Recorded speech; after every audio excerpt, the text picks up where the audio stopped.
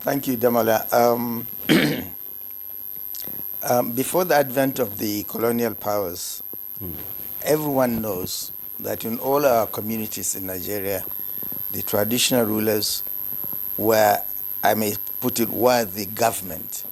When I say government, quote unquote, I mean they were exercising legislative, executive, and judicial powers.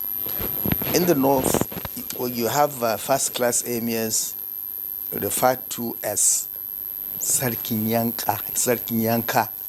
That means he had full executive powers to the extent that if a person is convicted of a capital offense, for instance, and the matter goes through the full trial, finally it culminates before the Sarki. The Sarki had the final authority to say, execute him. Okay. That is the concept of Sarkinyanka. Now, this is just to put it in context to show you the enormous powers that traditional rulers were exercising in those times before the advent of colonial masters. And when those adventurers came into our shores, what they did was to say, first of all, let us emasculate, let's take away these enormous powers from these people. These are the leaders of the people. If we can emasculate them, if you can take away their powers, then of course the followers they'll just follow. So that's what they did, that's what happened.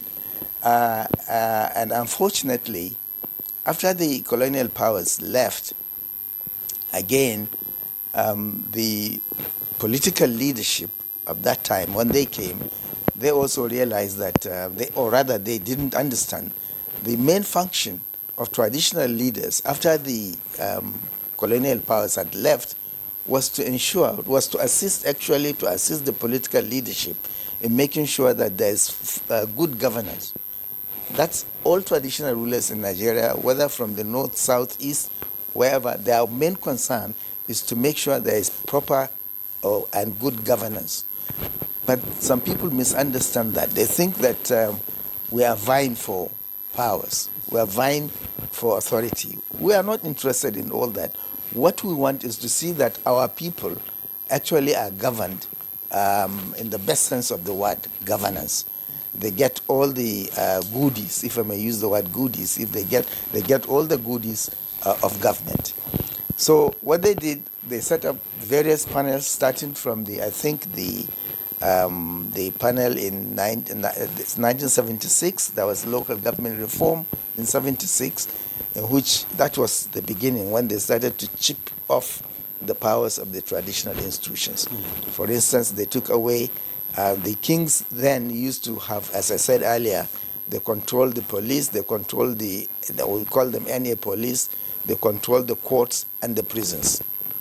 So the political leadership, when they came with that reform in 76, they gradually chipped off all these powers. The Emir or the king was no more in control of the police, he was no more in control of the prison, he was no more in control of the courts. So he was just sitting. He was just sitting. Just a stool. Just a stool. He was just sitting there.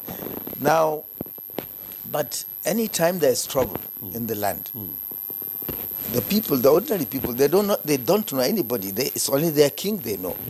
So when there is trouble, you see people, trooping to the palaces, and they go there and lay their complaints. And we find ourselves hamstrung. We don't have, what can we do?